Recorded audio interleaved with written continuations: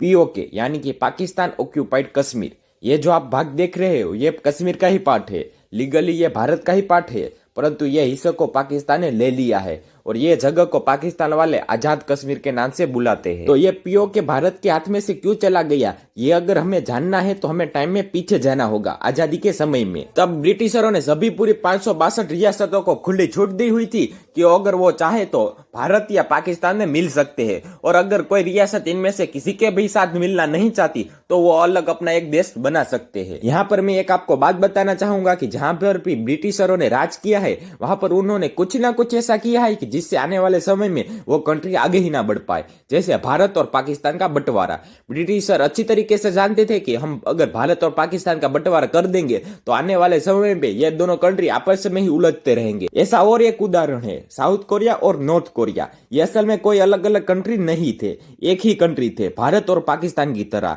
वहां पर भी ब्रिटिश सरकार का राज था और इसीलिए जब ब्रिटिश सरकार वहां से चली गई तब कोरिया के दो भाग करते गए, साउथ कोरिया और नॉर्थ कोरिया।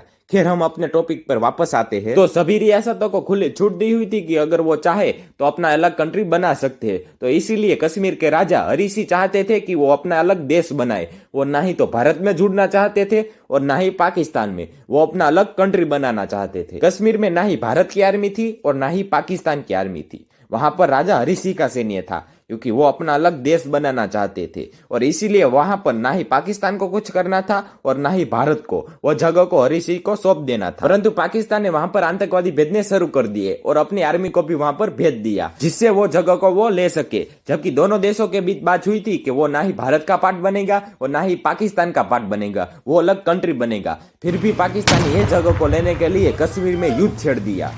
राजा हरी सिंह वहां पर ज्यादा देर तक नहीं लड़ सकते थे, तो राजा हरी सिंह ने भारत को मदद करने के लिए कहा कि हमको बचा लीजिए। तो हमारे तब के प्राइम मिनिस्टर जवाहरलाल नेहरू जी ने कहा कि हम अपना सैन्य भेजते हैं, परंतु नेहरू जी को हमारे समझदार और लोखंडी पुरुष यानी कि सरदार वल्लभ भाई पटेल ने समझाया कि हम पहले कश्मीर से एग्रीमेंट साइन कराते हैं कि वो भारत का हिस्सा बनेगा, भारत में वो जुड़ जाएगा, तो ही हम अपना सैन्य भेजेंगे और कश्मीर को पाकिस्तान से बचाएंगे।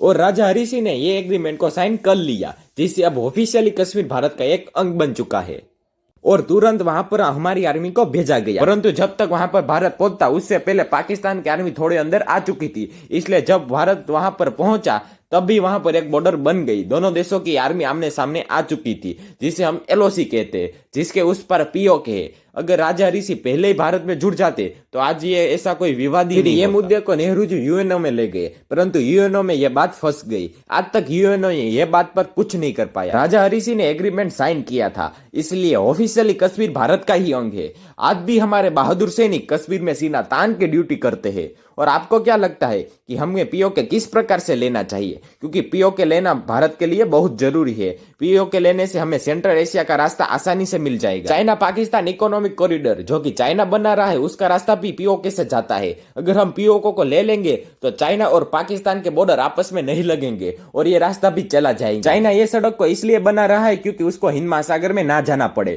क्योंकि चाइना का सारा कारोबार और सप्लाई वहां से ही होती है। अगर वॉर की सिचुएशन होती है तो भारत चाइना की सभी सप्लाई को रोक सकता है, क्योंकि हिंद महासागर में भारतीय नेवी सबकी बाप है। हिंद महासागर में हमारी नेवी को कोई टक्कर ही नहीं दे सकता। तो इस विषय पर आपकी क्या राय है जरूर कमेंट में बताना, और साथ ही में वीडियो अच्छी लगी है तो अपने दोस्तों और फैमिली के साथ जरूर शेयर करना।